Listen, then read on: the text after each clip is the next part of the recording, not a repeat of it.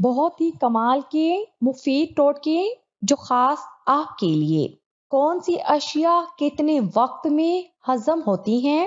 ابلے ہوئے آلو 3 گھنٹے میں، تلے ہوئے آلو 4 گھنٹے میں، پراٹھا یا پوری 4 گھنٹے 30 منٹ میں، ابلے ہوئے چاول 2 گھنٹے 50 منٹ میں، بریانی 3 گھنٹے 54 منٹ میں، گوبھی 4 گھنٹے میں، اروی 4 گھنٹے، مٹر 4 گھنٹے۔ جو لوگ رات کو موزے پہن کر سوتے ہیں ان کا بہت بڑا نقصان ہوتا ہے۔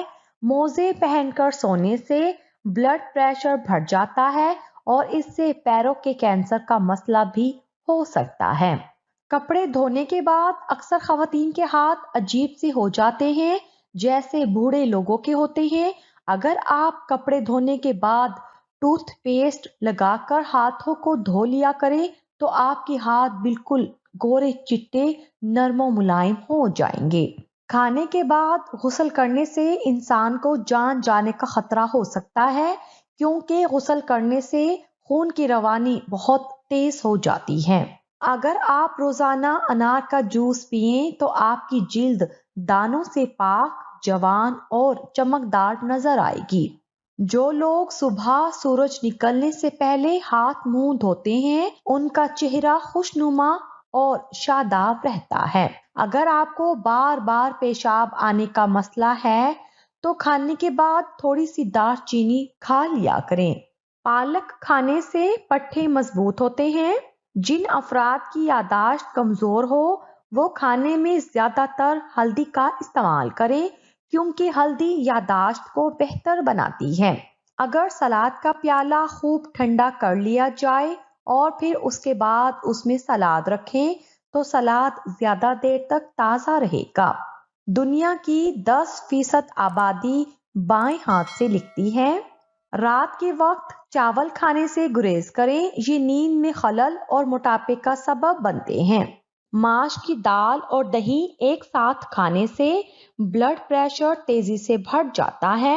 مچھلی کے ساتھ دودھ پینا، شہد کھانا برس یعنی جلد پر سفید دھبے پڑ جانے کا سبب ہو سکتا ہے۔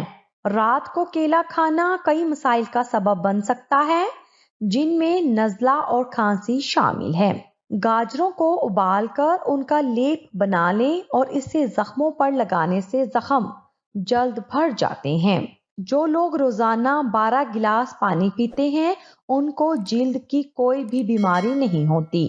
بال لمبے کرنے کا راز: بالوں کو لمبا کرنے کے لیے تلوں کا تیل لے کر اس میں تھوڑا سا سرسوں کا تیل اور انڈا شامل کر لیں اور دہی ملا کر سر پر لگائیں۔ خشکی ختم ہوگی اور بال لمبے سیاہ ہو جائیں گے۔ خوش رہنے سے بالوں کی تندرستی میں بہت زیادہ گہرا تعلق ہے۔ اگر آپ کو دماغی پریشانی ہے تو آپ 10 سے 12 منٹ بالوں میں کنگھی کریں، یہ بالوں اور دماغ کے لیے فائدہ مند ہے۔ بیسن کی روٹی کھانے سے چہرہ نکھرنا شروع ہو جاتا ہے۔ برے شیطانی خواب آنے پر اللہ کی پناہ طلب کریں۔ جب نیند سے بیدار ہوں یا آنکھ کھلے تو اپنی بائیں جانب دل کی طرف والی سائڈ تاؤز پڑھتے ہوئے 3 بار تھو تھو کریں، یعنی ایسے پھونکیں جس کے ساتھ ہلکی سی تھوک نکلتی ہے۔ جس کروٹ لیٹے ہیں اس پہلو کو دوسری طرف کروٹ بدل دیں، وضو کریں اور نماز پڑھیں۔ کسی سے بھی اس برے شیطانی خواب کا ذکر نہ کریں۔ لیدر کے فرنیچر پر سیاہی کے سخت دھبے لگ جائیں تو نیل پالش ریموور سے صاف کیے جا سکتے ہیں۔ کھانے سے پہلے ہمیشہ تھوڑا سا نمک چکھنے کی عادت ڈالیں، اس سے انسان بہت سے امراض سے محفوظ رہتا ہے۔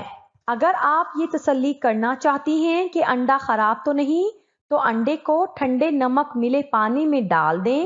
اگر وہ تیرنے لگے تو سمجھ جائیں کہ انڈا خراب ہے اور اگر ڈوب جائے تو سمجھ لیں کہ انڈا ٹھیک ہے۔ زکام سے بچنا ہے تو پاؤں دھو لیجئے۔ زکام سے بچنے کے لیے جب بھی نہا کر غسل خانے سے نکلیں تو پاؤں ضرور دھو لیں۔ پیاز کے عرق کو روئی میں ڈبو کر کچھ دیر ناک پر رکھیں اور زور زور سے سانس لیں تو بھی زکام ختم ہو جاتا ہے۔ مونگ پھلی کب کھائی جاتی ہے؟ سردیوں کے موسم میں مونگ پھلی کھائی جاتی ہے۔ خون کی نالیوں کے امراض میں مونگ پھلی کھائی جاتی ہے۔ پروٹین حاصل کرنے کے لیے مونگ پھلی کھائی جاتی ہے۔ ہلکے نمک کے ساتھ دانتوں کو مضبوط کرنے کے لیے مونگ پھلی کھائی جاتی ہے۔ وزن کم کرنے کے لیے کھانے سے 1 گھنٹہ پہلے مونگ پھلی کھائی جاتی ہے۔ ذیابیطس میں غذائیت کی کمی پوری کرنے کے لیے مونگ پھلی کھائی جاتی ہے۔ اپنی بھوؤں پر پیاز کا پیسٹ لگائیں، بھویں موٹی ہو جائیں گی۔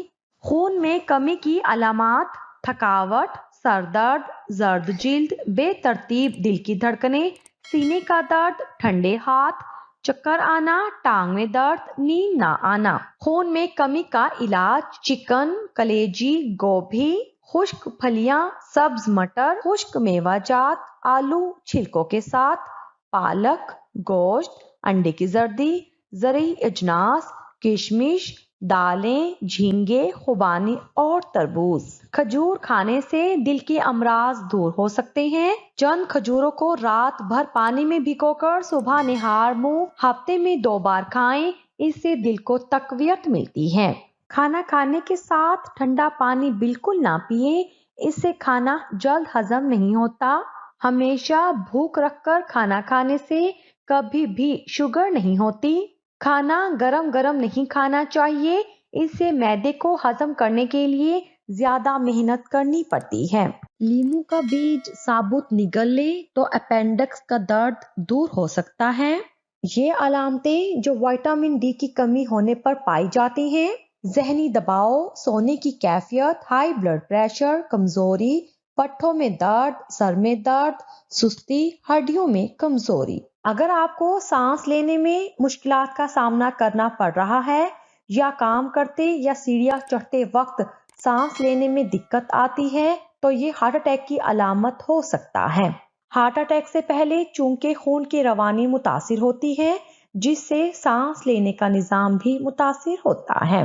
زیادہ اونچا تکیہ لگا کر سونے اور کمر کو جھکا کر اٹھنے، بیٹھنے یا چلنے سے گریز کریں۔ اگر انار کو اس کے اندرونی چھلکے سمیت کھایا جائے تو یہ معدے کو تندرست رکھتا ہے۔ اگر صبح ہاتھ منہ دھوتے وقت پانی میں لیموں کے چند قطرے ملا لیے جائیں تو چہرہ خوبصورت اور جلد ملائم رہتی ہے۔ جن کی آنکھیں بہت زیادہ دکھتی ہوں اور جسمانی کمزور ہوں، وہ روزانہ رات کو سونے سے پہلے آنکھوں میں سرما لگا کر سوئیں، اس سے آنکھیں بھی ٹھیک ہوں گی اور جسمانی کمزوری دور ہو کر قوت میں بھی بے بہا اضافہ ہوگا۔ رات کو سونے سے پہلے آنکھوں میں سرما ڈالنا سنت ہے۔ جن افراد کو کھانے کے بعد جلن کا مسئلہ ہو، پپیتا کھائیں۔ رسول اللہ صلی اللہ علیہ وسلم کے چند اصول: فجر اور اشراق، عصر اور مغرب اور عشاء کے دوران سونے سے باز رہا کرو۔ بدبودار اور گندے لوگوں کے ساتھ نہ بیٹھا کرو۔ ان لوگوں کے درمیان نہیں سونا چاہیے جو سونے سے قبل باتیں کرتے ہیں۔ منہ سے کھانا نکال کر نہ کھاؤ۔ اپنے کھانے پر اداس نہ ہوا کرو، یہ عادت ہمارے اندر ناشکری پیدا کرتی ہے۔ گرم کھانے کو پھونک سے ٹھنڈا نہ کرو۔ اندھیرے میں مت کھاؤ۔ کھانے کو سونگھا نہ کرو، کھانے کو سونگھنا بد تہذیبی ہوتی ہے۔ منہ بھر کے نہ کھاؤ کیونکہ اس سے معدے کی ذمہ داری بڑھ جاتی ہے۔ ہاتھ کے کڑاکے نہ نکالا کریں۔ نماز کے دوران آسمان کی طرف نہ دیکھو۔ رفع حاجت کی جگہ یعنی ٹوائلٹ میں مت تھوکو۔ لکڑی کے کوئلے سے دانت صاف نہ کرو۔ اپنے دانتوں سے سخت چیز مت توڑا کرو۔ ہمیشہ بیٹھ کر کپڑے تبدیل کرو۔ دوسروں کے عیب تلاش نہ کرو۔ بیت الخلاء میں باتیں نہ کیا کرو۔ جامن کھانے سے پیشاب کی نالی میں انفیکشن پیدا کرنے والے بیکٹیریا ختم ہو جاتے ہیں۔ لکوا ہونے پر انگور، ناشپاتی اور سیب کے رس کو ملا کر پینا چاہیے، لکوا سے نجات مل جائے گی۔ عجوہ کھجور پیٹ اور جگر کے کینسر کو روکنے کے لیے بہت ہی مفید چیز ہے۔ جو شخص جوانی میں نکاح کر لیتا ہے تو شیطان چیخ اٹھتا ہے، ہائے افسوس، اس نے مجھ سے اپنا دین بچا لیا۔ السلام علیکم۔ اس کہانی کو آخر تک ضرور سنیے۔ میں ایک सेठ का ड्राइवर था। मेरा सेठ रात को मुझे रोज एक नई लड़की का पता बताता। वो लड़की रात मेरे सेठ के साथ गुजारती, सुबह में उसे वापस उसके घर छोड़ देता। एक बार एक लड़की बुर्के निकाब में मेरी गाड़ी में बैठ गई। सुबह जब मैं उसे उसके घर छोड़ने गया तो मेरी गाड़ी का एक्सीडेंट हो गया। मैं तो बच गया, लेकिन वो बुर्के वाली औरत जख्मी हो गई। उसे हॉस्पिटल ले जाकर मजबूरन मुझे उसका निकाब उतारना पड़ा, लेकिन जैसे ही उस पर नजर पड़ी मेरी रूह फना हो गई। वो मेरी जिंदगी की कुछ हकीकतें ऐसी होती हैं जो हद दर्जा तल्ख होती हैं, इतनी तल्ख कि उसकी याद भी कांटे की तरह चुभने लगती हैं। जब भी वो ख्याल मुझे आता है दिल में बहुत ठेस सी उठती है, अजीब सा दर्द उठता है कि दिल की बेचैनी अरूज तक पहुंच जाती है। आंखों के सामने वही मनाजिर गुजरने लगते हैं। मैं एक सेठ का ड्राइवर था। मेरा सेठ रात को मुझे रोज एक नई लड़की का पता बताता। वो लड़की रात मेरे सेठ के साथ गुजारती, सुबह में उसे वापस उसके घर छोड़ देता। एक बार एक लड़की बुर्के निकाब में मेरी गाड़ी में बैठ गई।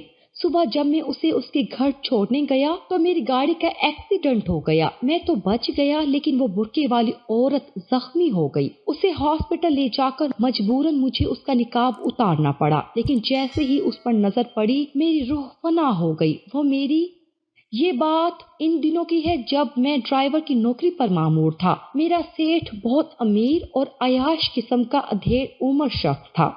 वो गैर शादीशुदा था, बेशुमार दौलत का मालिक था। मेरी ड्यूटी रात की थी। वो अक्सर रात गुजारने के लिए लड़कियों को अपने घर बुलाता था और मेरी ये जिम्मेदारी थी कि मैं रात को सेठ के बताए हुए पते पर जाता और लड़की लेकर सेठ के घर छोड़ देता। बाकी की रात मुझे सेठ की लॉन में रखे बेंच पर गुजारनी पड़ती।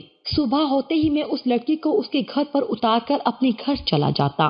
कभी मेरे सेठ का दिन का ड्राइवर ना आता तो मेरा सेठ मुझे दिन में भी बुला लेता। मुझे वो सेठ एक आंख नहीं भाता था। 55 साल का अयाश बुढ़ा था, ज्यादातर शराब के नशे में धुत रहता था।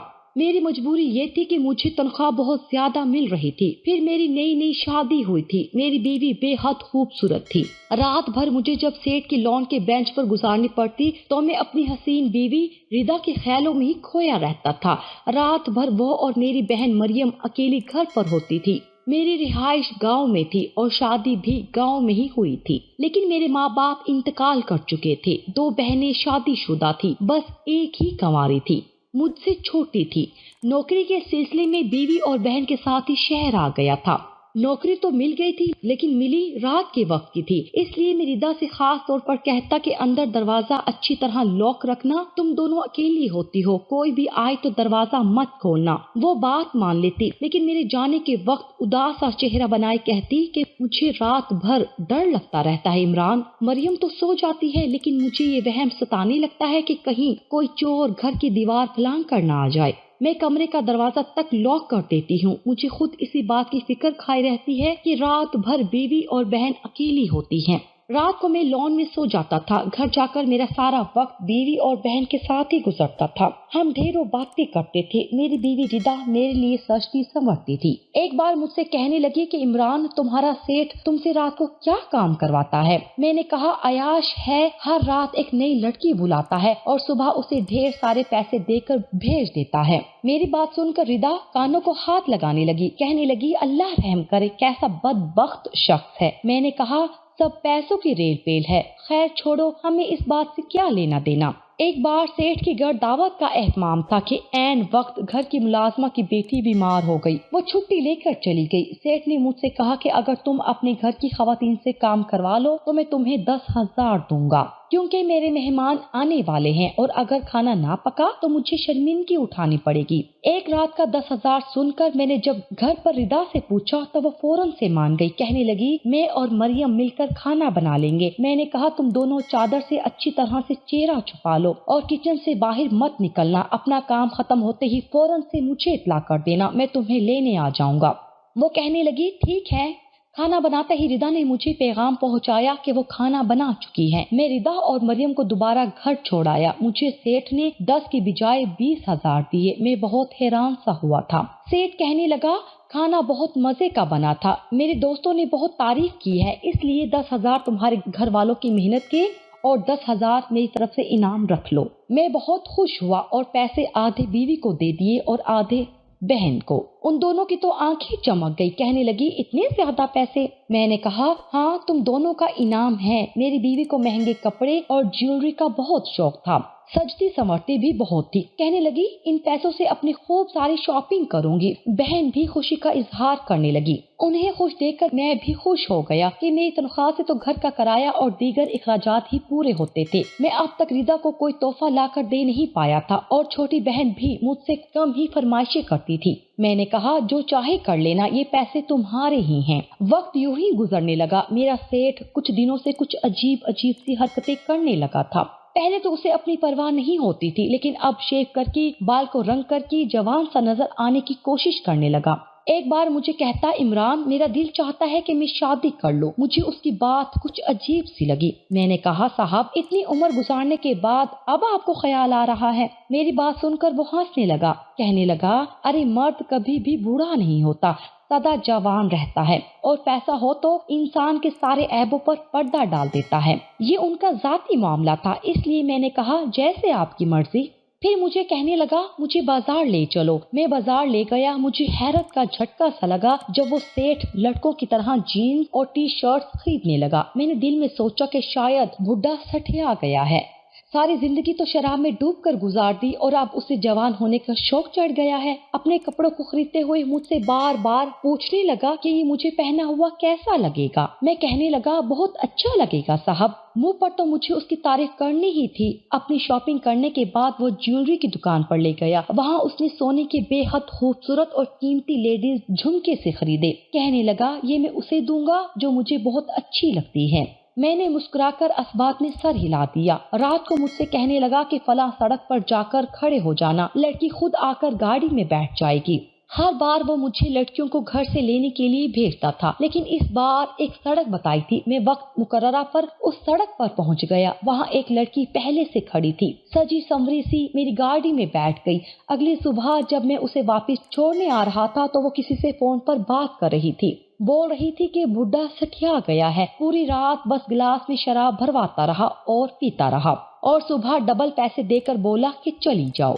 उस लड़की की बात सुनकर मुझे हैरत हुई थी। मेरा सेठ अयाश था, ये मैं जानता था। दयालु भी बहुत था, ये भी मुझे पता था, लेकिन ऐसा शरीफ नफ्स तो हरगिज़ नहीं था कि लड़की को रात गुजारने के लिए बुलाए और फिर सिर्फ शराब पीकर सुबह डबल पैसे देकर भेज दे। मुझे लगा शायद उम्र का तकाजा है, शायद इसीलिए। अगली रात भी मैं एक लड़की को सेठ की बताई हुई जगह से लाया और सुबह वो भी फोन पर किसी से यही कह रही थी। ये सिलसिला पूरे 1 माह से चल रहा था। उस वक्त तो मुझे हैरत ही होने लगी थी। एक बार इस बात का तज़किरा मैंने रिदा से किया। वो भी मेरी बात सुनकर मुतअज्जिब सी हुई थी। कहने लगी उन औरतों की तो मुफ्त में किस्मत खुल जाती होगी। मैंने कहा ये तो है। कुछ दिन बाद मैं एक खातून को लेने गया तो वो बुर्के निकाब में थी। मुझे हैरत सी हुई क्योंकि अब तक मैं जितनी औरतों को ला रहा था वो बापर्दा हरगिज़ नहीं थी। बहरहाल वो औरत मेरी गाड़ी में बैठ गई। ना जाने क्यों मुझे लगा शायद वो गलत गाड़ी में बैठ गई है। मैंने उससे पूछा आपको सेठ अमजद ने बुलाया है? मैंने तस्दीक चाही थी क्योंकि उसकी आंखें तक छुपी हुई थी। वो मुंह से कुछ नहीं बोली, बस असबात ने सर झुका दिया। मैं उसे सेठ के घर ले गया। आज रात ना जाने क्यों मेरी बेचैन सी गुजरी थी, इतनी बेचैन कि मैं बेकरार होकर भी सो भी नहीं पाया। सुबह जब मैं उस औरत को छोड़ने जा रहा था तो उसकी सिसकियों की आवाज मुझे सुनाई दे रही थी। ये भी पहली बार मेरे साथ हुआ था। आज तक लड़कियां पैसे कम मिलने पर या तो सेठ को गालियां देती थी या पैसे ज्यादा मिलने पर खुशी का इजहार करती थी। रोते हुए मैंने किसी लड़की को नहीं देखा था, लेकिन ये रो रही थी। ना जाने क्यों मैंने उससे पूछ लिया क्या सेठ ने पैसे कम दिए हैं? मेरी बात पर वो रोते हुए नफी में सर हिलाने लगी। तो फिर रो क्यों रही हो? मेरे सवाल पर वो कुछ नहीं बोली। जब उसने कोई जवाब ही नहीं दिया तो मैंने भी खामोशी इख्तियार कर ली। उसे उसके मकाम पर उतार कर मैंने गाड़ी सेठ के घर खड़ी की और खुद अपने घर चला गया। दरवाजा मेरी बहन ने खोला था, वरना हर बार रिदा खोलती थी। मैंने मरियम से पूछा कि तुम्हारी भाभी कहाँ हैं? तो कहने लगी वो सो रही हैं। ये सुनकर भी मुझे हैरत हुई। वो हमेशा सुबह जल्दी उठ जाया करती थी। उसकी तबीयत तो ठीक है? पता नहीं भाई, रात को भाभी मेरे साथ नहीं सोई थी, अपने कमरे में सोई थी। आपके लिए नाश्ता बनाऊं? मरियम की बात पर मैं मुतफक्किर सा हुआ था। मैंने नाश्ते से इनकार कर दिया। जब कमरे में गया तो रिदा بے سدھ सोई हुई थी। मैंने उसे उठाने की कोशिश की तो बस मुश्किल से उसने आंखें खोली। मैंने पूछा, तुम्हारी तबीयत तो ठीक है? कहने लगी, रात भर नींद नहीं आई ठीक से, इमरान मुझे सोने दो, मेरा सर चकरा रहा है। ये कहकर वो करवट बदलकर फिर से सो गई। मैं भी नाश्ता करके कुछ देर सो गया, क्योंकि रात को मैं भी सुकून से नहीं सो पाया था। रिदा जब उठी तो उसकी आंखें सूजी हुई थी। मैंने वजह पूछी तो टाल गई। कहने लगी, सर में दर्द है। पूरा दिन वो चुप चुप सी रही। रात को मैं अपनी ड्यूटी पर चला गया। आज सेठ बहुत खुश था, इतना खुश मैंने उसे पहले कभी नहीं देखा था। कहने लगा, कल जिसे लाए थे आज भी उसे ही लेकर आओ। मैंने पूछा, वो बुर्के वाली खातून? कहने लगा, हाँ वही। न जाने क्यों मैं अपने दिल में आने वाले ख्याल का जिक्र सेठ से कर रहा था। साहब जी, वो तो खासी पर्देदार है, फिर ऐसे काम क्यों कर रही है? मेरी बात सुनकर वो सेठ गुस्से से मुझे देखने लगा। कहने लगा, तुम अपने काम से काम रखो और उसे लेकर आओ। मैं वापस चला गया। वो औरत कल वाली जगह पर मौजूद थी। मेरी गाड़ी देखकर बैठ गई। मैं बार बार उसे देखने की कोशिश करता रहा। पता नहीं क्यों मुझे उसे देखकर अजीब सी बेचैनी शुरू हो जाती थी। हालांकि मुझे इस बात से कोई गर्ज नहीं होना चाहिए था कि वो कौन है। सुबह वापसी पर वो फिर से सिसकियां भर रही थी। इस बार वो अपनी सिसकियां मुझसे दबाने की कोशिश कर रही थी। मुझे उस पर ना जाने क्यों गुस्सा आने लगा। मैंने कहा, जब इस काम के बाद इतना रोना आता है तो करती ही क्यों हो? अब तो ये मामूल सा बनता जा रहा था। वहाँ सेठ एक ही औरत को रोज बुलाने लगा था। यहाँ रिदा चुप चुप सी रहने लगी थी। एक दिन तो मेरे होश ही उड़ गए जब मैंने ड्रेसिंग के दराज में वही टॉप्स देखे जो उस सेठ ने खरीदे थे। मैंने रिदा से पूछा कि ये टॉप्स कहाँ से आए, तो कहने लगी, आर्टिफिशियल हैं और मुझे तो ज्वेलरी बहुत अच्छी लगती है, मैं तो खरीदती रहती हूँ। मैंने पूछा, कैसे खरीदती हो? तो मुस्कुराते हुए कहने लगी, तुम्हारी जेब से डाका मारती हूँ। मेरी बात को वो मजाक में टाल गई। बात आई गई हो गई। एक बार मैं उसी औरत को वापस घर छोड़ने जा रहा था तो मेरी गाड़ी बुरी तरह से अचानक से सामने से गुजरने वाली गाड़ी से जा टकराई। मैं तो बाल बाल बच गया था, लेकिन वो औरत जख्मी हो गई। मैं उसे फौरन अस्पताल ले गया। उसके सर पर चोट लगी थी। पूरा हिजाब खून से भर चुका था। मजबूरन मुझे उसका निकाब उतारना पड़ा, लेकिन जैसे ही मेरी नजर उसके चेहरे पर पड़ी, मेरी रूह फना हो गई। मैं गुमसुम सा होकर रह गया था। मेरे दिमाग की रगें खींचने लगी थी। मेरा जहन सोचने से कासिर हो चुका था। उस औरत को होश आ चुका था। वो नहीं जानती थी कि मैं उसे देख चुका हूँ। वो दोबारा से निकाब पहनकर वो मेरी गाड़ी में सवार हो गई। गाड़ी मैंने अपने घर के रास्ते की तरफ मोड़ ली। वो रास्ता देखकर बौखला गई। कहने लगी, ये आप मुझे कहाँ लेकर जा रहे हैं? मैंने टूटे हुए लहजे से कहा, वही जहाँ तुम्हें होना चाहिए। मेरी बात सुनकर वो खामोश हो गई। शायद समझ गई थी मैं उसकी हकीकत जान गया हूँ। घर के सामने गाड़ी रुकी। घर की डोर बेल दी। दरवाजा रिदा ने खोला था। मुझे और मरियम को साथ देखकर उसने सुकून की गहरी सांस भरी थी। इमरान, ये आपके साथ थी? मैं सुबह से परेशान थी कि ना जाने ये कहाँ चली गई है। मुझे बिना बताए तो आज तक कहीं नहीं गई। मैंने कोई जवाब नहीं दिया। मैंने कहा, उसे चोट लग गई है, उसे आराम करने दो। ये कहकर मैंने मरियम का हाथ पकड़ा और उसे कमरे में ले गया। दरवाजा बंद किया। मरियम कमरे में आते ही रोने लगी। कहने लगी, भाई मुझे माफ कर दे, मुझसे गलती हो गई। मैंने उसे तासुब से देखा। मैंने कहा, गलती नहीं मरियम, ये गलती नहीं है, गुनाह है। तुमने तो मुझसे नजरें मिलाने के काबिल भी नहीं छोड़ा। ये क्या किया तुमने? क्यों किया? क्या वजह थी कि तुमने अपनी और मेरी इज्जत के बारे में भी नहीं सोचा? मैंने कौन सी कमी दी थी तुम्हें जो तुम? ये कहकर मेरा ज़ब्त ही खो गया था। मैं फूट फूट कर रोने लगा था। मैं सोच भी नहीं सकता था कि वो निकाब पोश मेरी बहन होगी। मेरे दिल की बेचैनी बेमकसद नहीं थी। मेरे घर की इज्जत उस खबीस सेठ के कमरे में लुट रही थी, इसलिए मेरे अंदर इतनी बेचैनी थी। मरियम भी रो रही थी। कहने लगी, जब मैं भाभी के साथ उनके घर खाना बनाने गई थी तभी वो सेठ किचन में आ गया था। भाभी ने चादर से चेहरा छुपा लिया, लेकिन मैं यूं अचानक उसकी आमद पर चेहरा नहीं छुपा पाई। मुझे देखकर वो मुझे कुछ देर देखता रहा। मैंने घबरा कर चेहरा छुपा लिया तो कहने लगा, मुझे चाय का एक कप बनाकर बाहर ला दो। ये कहकर वो बाहर चला गया। चाय भाभी ने बनाई थी। उस वक्त कोई भी मुलाजिम वहाँ मौजूद नहीं था, इसलिए चाय मुझे ही ले जानी पड़ी। जैसे ही मैंने उस सेठ को चाय का कप दिया, उसने हाथ पकड़ लिया। کہنے لگا تم بہت خوبصورت ہو، دیکھو میں برا انسان نہیں ہوں، اگر تم بس ایک رات کے لیے میرے پاس آ جاؤ تو میں تم سے خوب باتیں کروں گا، تمہیں کچھ نہیں کہوں گا اور بدلے میں تمہیں سونے چاندی میں تول دوں گا۔ میں ہاتھ چھڑا کر باہر نکل گئی، مجھے اس وقت بہت برا لگا تھا، لیکن جب میں بھابھی کو اچھے مہنگے کپڑے پہنے دیکھتی، آرٹیفیشل چیزیں پہنے دیکھتی تو مجھے بھی یہ سب پہننے کی خواہش ہوتی تھی، لیکن بھابھی کہتی یہ میری چیز کوئی پہنے تو مجھے اچھا نہیں لگتا، مریم پلیز تو میری چیزوں کو مت پہنا کرو۔ مجھے بھابھی کی بات بری سی لگی کہ مجھے یہ سب اس لیے کہہ رہی ہیں کہ یہ سب میرے پاس نہیں ہے۔ پھر میں نے آپ کی بھابھی کی یہ بات سن لی تھی کہ وہ سیٹھ لڑکیوں کو اپنے پاس بلاتا ہے، لیکن صرف ان سے باتیں کرتا ہے اور شراب پیتا ہے اور صبح انہیں ڈھیر سارے پیسے دے کر بھیج دیتا ہے۔ یہی بات سیٹھ نے بھی مجھ سے کہی تھی۔ میں نے سوچا کہ ایک رات میں بھی اس سے باتیں کر لوں گی اور پھر میرے پاس بھی ڈھیر سارے پیسے آ جائیں گے، پھر میں ڈھیر ساری چیزیں خریدوں گی۔ میں نے آپ کے موبائل سے ہی اس سیٹھ کو فون کیا، مجھے اس کی بات منظور ہے۔ اس نے کہا رات کو تم فلاں جگہ پہنچ جانا، وہاں سے تمہیں عمران لینے آ جائے گا۔ میں رات کو بھابھی کو دودھ میں نیند کی دوا ملا کر پلا دی تاکہ وہ میری غیر موجودگی سے بے خبر رہے، لیکن جب میں اس کے پاس پہنچی تو وہ اپنی بات پر جھوٹا نکلا، مجھے جوس میں نشہ آور چیز ملا کر پلا دی اور صبح مجھ سے کہنے لگا جب سے تمہیں دیکھا تھا تب ہی سوچ لیا تھا کہ تمہارے ساتھ رات ضرور گزاروں گا، اس لیے میں یہاں آنے والی لڑکیوں سے یہ کہتا تھا کہ عمران کے سامنے کہیں کہ میں انہیں مفت میں پیسے دیتا ہوں۔ مجھے پتا تھا کہ عمران یہ بات گھر پر ضرور بتائے گا اور تمہاری آنکھوں میں چیزوں کی خواہش میں تب ہی دیکھ چکا تھا جب تم میرے بنگلے میں آئی تھی، ہر چیز کو للچائی ہوئی آنکھوں سے دیکھ رہی تھی، میں سمجھ گیا تھا تمہیں پھنسانا مشکل نہیں ہے۔ پھر وہ مجھ سے کہنے لگا کہ اگر تم میرے پاس روز نہیں آئی تو میں عمران کو بتا دوں گا تم خود سے میرے پاس آئی تھی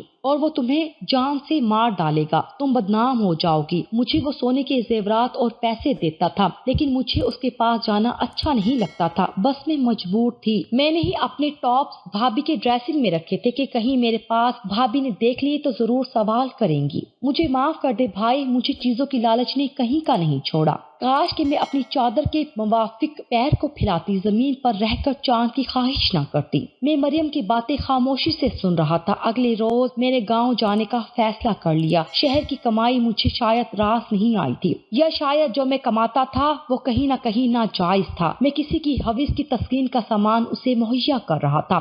شاید میرا یہ عمل اللہ کو پسند نہیں آیا تھا، اس لیے اپنے ہی گھر کو جلا بیٹھا۔ یہ بات مجھ تک محدود تھی۔ گاؤں جاتے ہی میں نے مریم کی شادی کر دی اور اسے کہا تم کسی سے کچھ مت کہنا، سمجھنا کچھ ہوا ہی نہیں، اللہ تمہارے اور میرے عیبوں پر ہمیشہ پردہ ڈالے رکھے۔